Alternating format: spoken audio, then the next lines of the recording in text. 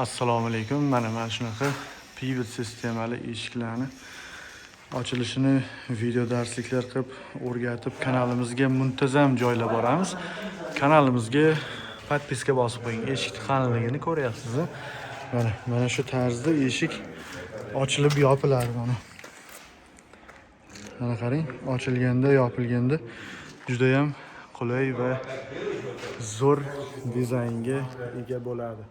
Joy darchasiga obzor qilaman. Hamma narsani montaj qilib, chiroyli qilib videolar joylamayman. Joydar kontentlar bo'ladi. Kanalga podpiska bosib, qo'llab-quvvatlab turavering. Hammasini YouTube kanalimizga joylayveramiz. Mana uy, mana ikkinchi eshigimiz.